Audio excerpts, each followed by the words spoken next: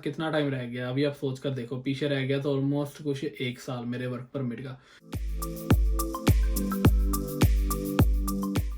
17 अप्रैल 2021 हो गई है आज, और आज से 4 साल पहले 16 अप्रैल 2017 को मैंने कनाडा में लैंड किया था। बहुत जल्दी भाई 4 साल निकल गए, लेकिन अभी तक मेरी पीआर नहीं हुई। क्यों नहीं हुई, क्या क्या हुआ है ना, आज हम सारी बातें करेंगे। मैंने कॉलेज कौन सा लिया था, कोर्स कौन सा लिया था, कितने टाइम का मेरा कोर्स था, उसके बाद मैंने वर्क परमिट अप्लाई किया, वर्क परमिट के बाद मैं यहाँ पर मूव हुआ।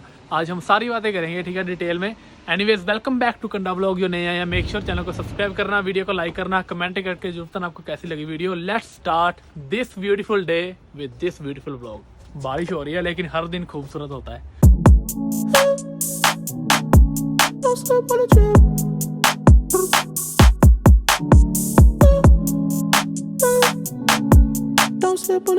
आज की वीडियो को मैं ज़्यादा लंबी नहीं करूंगा, क्योंकि इसके बाद मैंने एक और वीडियो बनानी है 4 ईयर एक्सपीरियंस इन कनाडा। इसलिए अभी के अभी चैनल को सब्सक्राइब कर दो, बेल आइकन ऑन कर दो। बाहर काफ़ी ठंडा है, इसलिए मुझे लगता है अंदर बैठ कर ही आज की वीडियो बनानी पड़ेगी। आज से ठीक 4 साल पहले 2017 को मैं कनाडा आया था। मतलब जब भी कोई कनाडा आता है सबसे पहले तो कितना बढ़िया ना, इंडिया से क्या क्या हम सोच कर आते हैं कि कनाडा जाकर हम ये करेंगे वो करेंगे, सारा कुछ करेंगे। होता भी है, ऐसा नहीं है कि होता नहीं है।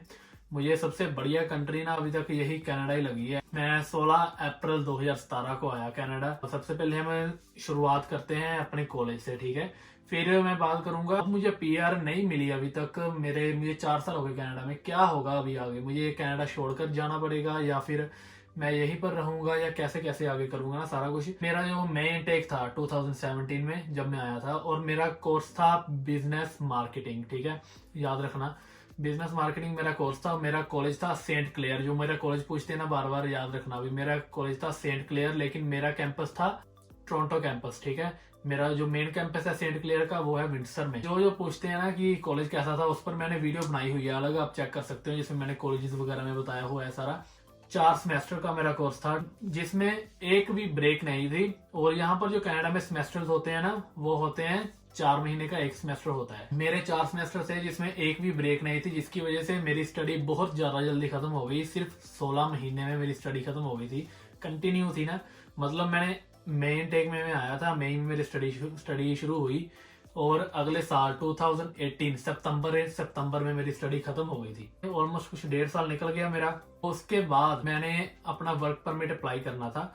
वर्क परमिट 3 साल का मिलता है यहाँ पर। मैंने सबसे पहले वर्क परमिट अप्लाई किया, मेरा रिजेक्ट हो गया। इस पर भी मैंने वीडियो बनाई हुई है, रिजेक्ट क्यों हुआ था, क्या क्या हुआ था, वो वाली वीडियो भी आप देख सकते हो, डिटेल में देखना है तो। दिसंबर में रिजल्ट आया और मेरा वर्क परमिट रिजेक्ट हो गया था, तो मैंने दोबारा से फिर से अप्लाई किया, तब मेरा आ गया सारा कुछ एकदम परफेक्ट करके, ऑलमोस्ट कुछ मार्च में। फिर उस वक्त से हमारा टाइम शुरू हो जाता है 3 साल का। 3 साल का वर्क परमिट होता है, उसके अंदर अंदर हमें पीआर लेनी पड़ती है कनाडा में।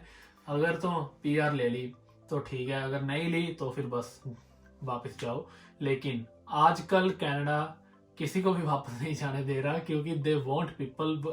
आपको पता चला ही होगा, अगर आपने मेरी पिछली वीडियो देखी है तो, कि कितने ज्यादा आसान रूल्स कर रहे हैं। वो क्या है, वो चाहते हैं कि लोग यहाँ पर रहें, कोई भी यहाँ से वापस ना जाए, ठीक है।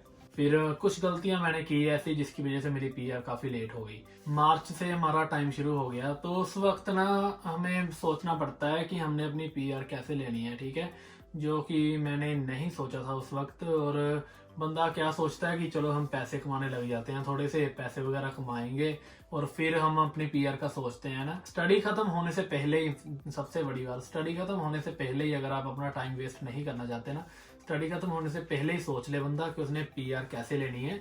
और जो आजकल बच्चे हैं, आजकल की बात तो कुछ और ही है ना। अभी तो बस भाई पीआर, मतलब पता नहीं क्या क्या इन्होंने सीन बनाया हुआ है आजकल, है ना। तो पीआर सभी को एकदम काफी आसान किया हुआ है इन्होंने काम। मैं वेयर हाउस में काम करता था, मैं फोकलिफ्ट वगैरह ड्राइव करता था। उसमें मैंने सोचा चलो थोड़े से पैसे वगैरह जोड़ लेते हैं, फिर लेंगे पीआर, कोई बात नहीं है ना। तो फिर मार्च के बाद अब ये सोचना कि मेरा टाइम कैसे कैसे निकला। फिर मेरे पेरेंट्स ने आना था, मेरी फैमिली ने आना था। 2019 मई में आई मेरी फैमिली यहाँ पर कनाडा में। तो मैंने सोचा पहले वो आ जाएं, जरा घूम फिर लें, फिर करेंगे काम का, फिर सोचते हैं ना। फिर उनको घुमाया, उनके साथ घूमे, 2 महीने रहे वो यहाँ पर, 1.5 महीना। तो उसके बाद मैंने सोचना शुरू किया कि अब क्या करे पीआर का। फिर पता चला कि ओंटारियो में तो पॉइंट्स काफी ज्यादा है। अगर पीएनपी भी हमने लेनी है ना, तो उसके लिए एम्प्लॉयर्स वगैरह काफी कम हेल्प करते हैं, और उसके बाद हमारे पॉइंट्स नहीं बनते ओंटारियो में। मैंने सोचा कि चलो मूव होते हैं नोवा स्कोशिया। उसके बाद लेकिन फिर मुझे जाना पड़ गया इंडिया। जैसे कि आपको पता होगा मैं पिछले साल इंडिया गया था, फिर 2020 चढ़ गया। फिर अगर मैंने सोचा कि अगर मैं अभी नोवा स्कोशिया मूव हो गया इंडिया जाने से पहले और वहां पर जाकर मैंने अपना काम स्टार्ट कर दिया, फिर इंडिया मुझसे जा नहीं होगा, तो मैंने सोचा इंडिया से आकर मूव करूंगा। चला गया इंडिया, ठीक है। 2020 फेब में मैं इंडिया गया था, ठीक है। और मार्च में मेरा वर्क परमिट आया था 2019 में। फिर मैं वापस आया इंडिया से मार्च 2020, ठीक है। 1 साल निकल गया मेरा वर्क परमिट का तो 1 साल का पता भी नहीं चला भाई कब निकल गया, एकदम से ना बहुत जल्दी जल्दी यहाँ पर टाइम निकलता है। पिछला साल था, आपको पता ही होगा ना। फिर 2020 में शुरू हो गया कोविड-19, फिर आ गया कोरोना वायरस। लेकिन 17 मार्च को मैं इंडिया से आया था। फिर आते ही मैं कुछ 10-15 दिनों में ना नोवा स्कोशिया मूव हो गया। स्नो वगैरह पड़ रही थी काफ़ी, लेकिन मैं मूव हो गया, नोवा स्कोशिया आ गया कि चलो यहाँ पर अभी नोवा स्कोशिया चलते हैं, यहाँ पर पीआर वगैरह लेंगे। लेकिन आपको पता था तब चल रहा था कोविड, काफ़ी जोरों शोरों पर कोविड चल रहा था, काफ़ी जोरों शोरों पर। हर जगह लॉकडाउन लगे हुए थे। नोवा स्कोशिया आए, यहाँ पर भी लॉकडाउन वगैरह लगे हुए थे। तो लोगों ने अपने जो स्टोर्स वगैरह थे, यहाँ पर काम वगैरह मिलता था, उन्होंने सारे ले ऑफ कर दिए थे अपने एम्प्लॉयज़ जो थे। तो काफ़ी ज़्यादा ना अनएम्प्लॉयमेंट सी शुरू हो गई थी, क्योंकि किसी को भी बंदे वगैरह नहीं चाहिए थे यहाँ पर उस वक्त। तो लेकिन फिर मैंने एक कॉल सेंटर में काम करना शुरू किया। बाद में रूल वगैरह निकला, जब बाद में पता चला कि जो कॉल सेंटर वगैरह जहाँ पर लिख कर आता है कि वर्क फ्रॉम होम, हम घर पर बैठकर काम कर रहे हैं ना, इमिग्रेशन उसको सपोर्ट नहीं करती, इमिग्रेशन उनकी पीआर में हेल्प नहीं करती, तो वो वाला काम छोड़ना पड़ा, ठीक है। ये तो हो गया पहला काम। दूसरा काम मैंने किया मैकडी में, मैकडोनल्ड्स, उसका भी मैंने आपको बताया था। मैकडी में मैंने काम करना शुरू किया। मैकडी में भी काफ़ी बढ़िया चल रहा था, काफ़ी 2-3 महीने 3 महीने लगाए, वहाँ पर प्रमोशन वगैरह भी मिल रही थी। लेकिन वहाँ पर किसी इंडियन ने पंगा डाल दिया, उसने कंप्लेंट वगैरह कर दी बिना बात के, जिसकी वजह से फिर वहाँ से भी मैं खुद ही हट गया वहाँ से, क्योंकि फिर वहाँ पर बात बननी भी थी नहीं भी बननी थी, चांसेस काफ़ी 50-50 हो गए थे वहाँ पर, इसलिए फिर वहाँ से भी हटना पड़ा। फिर एक और काम ढूंढा एक और रेस्टोरेंट में, और वो था बर्गर किंग। वहाँ पर मैंने काम शुरू किया, और ऐसे मतलब ये करते करते ना, कौन सा महीना आ गया था, नवंबर-दिसंबर आ गया था पिछले साल का, ठीक है। तो मैंने वहाँ पर काम करना शुरू किया। उन्होंने मुझे कहा they will help in PR, है ना, ऐसे ऐसे। लेकिन जब मैं वहाँ पर लगा, उन्होंने प्रमोशंस वगैरह देनी बंद कर दी, हेल्प वगैरह करनी बंद कर दी पीआर में। तो आप सोच सकते हो कि ऐसी किस्मत थी पिछले साल कि तीनों कामों में मेरी बात नहीं बनी। इन पर मैं एक अलग वीडियो बनाऊंगा, आपको डिटेल में सारा कुछ बताऊंगा, कौन कौन सी जॉब रिजेक्शंस, क्या क्या मेरी गलती थी और क्यों क्यों हुई जॉब रिजेक्शंस, ताकि आपको हेल्प हो सके, ठीक है। और अगर चाहते हो ऐसी वीडियो तो कमेंट जरूर कर देना। तो फिर दिसंबर हो गया, दिसंबर हो गया था ऐसे में पिछले साल का। तो अब अगर कोई भी जॉब करके हमने यहाँ पर पीआर लेनी है ना, तो उसके लिए कम से कम 1 साल का एक्सपीरियंस चाहिए होता है। और इस वक्त तक दिसंबर हो गया था और पिछले साल का, लेकिन अभी तक मुझे मेरी किसी भी जॉब में बात नहीं बनी थी। मतलब 3 जॉब्स की मैंने, लेकिन तीनों में किस्मत ऐसी थी पता नहीं, और पता नहीं लोग ऐसे थे जिसकी वजह से बात नहीं बनी। कितना टाइम रह गया अभी आप सोच कर देखो, पीछे रह गया तो ऑलमोस्ट कुछ 1 साल मेरे वर्क परमिट का। और फिर अब आप खुद सोचो, फिर बंदा क्या सोचता है कि अगर पीआर नहीं होगी तो फिर वापस इंडिया जाना पड़ेगा। तो काफी लोग ऐसे करते हैं, ओंटारियो में अपनी पीआर ले लेते हैं एजेंट वगैरह को पैसे देकर। लेकिन अगर मैं भी दे सकता था पैसे, ऐसी कोई बात नहीं है, लेकिन मैंने ये वाली ऑप्शन नहीं चुनी, क्योंकि मैं नहीं चाहता कि कोई भी पैसे दे ऐसे एजेंट को। अगर बात ऐसे ही बनती है तो फिर क्यों पैसे देने हैं ना। अगर मैं खुद दे दूंगा तो फिर मैं आप लोगों को क्या कहूंगा, है ना। तो लेकिन स्ट्रगल जरूर करना पड़ता है, लेकिन बात बन जाती है। अब मैं सोच रहा था कि अगर बात नहीं बनी भाई, फिर तो इंडिया जाना पड़ेगा वापस, है ना, अगर बात कहीं नहीं बनी तो। लेकिन ऐसा हुआ नहीं, भगवान की कृपा से काम मिल गया था। लेकिन वो कौन सा काम, वो आगे आपको व्लॉग्स में पता चलेगा। अभी मेरे पास जो टाइम है ना, वो काफी कम है। तो मैंने जो गलतियां की वो क्या की, मैंने एक जो गलती की, जो मेरा सबसे पहला साल था 2018-2019 में जब मेरा वर्क परमिट आया, मैंने वो वाला 1 साल खराब किया। अगर मैं पहले ही सोच कर रखता कि मैंने कैसे पीआर लेनी है, तो फिर अभी तक पीआर हो भी जाती।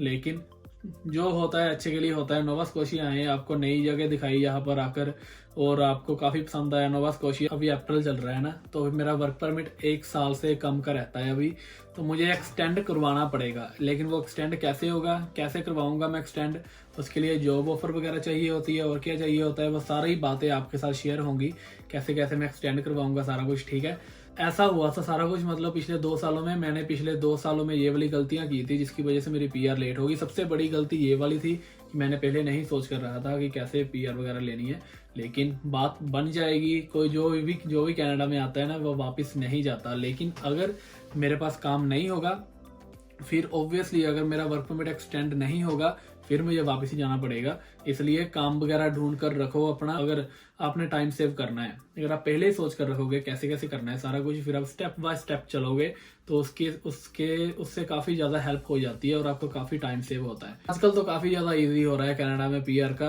अगर आपने आना है, अभी मैं यही कहूँगा, अगर आपने आना है सोचा हुआ है ना, तो फिर ये जो 3 साल है ना, ये वाला 3 साल बेस्ट टाइम है कनाडा में आने का। क्योंकि इसमें जो कैनेडियन गवर्नमेंट है, they need people here, they want them to stay here. वो चाहते नहीं है कि वो कनाडा में जो आया है वो कनाडा छोड़कर वापस जाए, क्योंकि इनको बंदों की काफ़ी ज़रूरत है यहाँ पर। एम्प्लॉयमेंट इन्हें चाहिए ना, कोविड की वजह से इनका काफ़ी ज़्यादा नुकसान हुआ है। ऐसे निकले मेरे 4 साल पिछले, लेकिन काफ़ी ज़्यादा बढ़िया एक्सपीरियंस रहा। काफ़ी बातें सीखी, नोवा स्कोशिया आकर, कनाडा आकर काफ़ी बातें सीखी। एनीवेज, जो नए आए हैं मेक श्योर अभी की अभी सब्सक्राइब कर देना चैनल को, बेल आइकन को ऑन कर लेना ताकि आपको नोटिफिकेशन मिल सके मेरे अगले व्लॉग्स की। काफ़ी ज़्यादा इन्फॉर्मेटिव व्लॉग्स आने वाले हैं, अगले भी मिलेंगे अगले व्लॉग में। जो नए आए हैं मेक श्योर चैनल को सब्सक्राइब करना, वीडियो को लाइक करना, कमेंट करके बताना आपको कैसी लगी video. I hope you all are doing well, stay home, stay safe, keep watching Kannada vlogs, see you in the next vlog.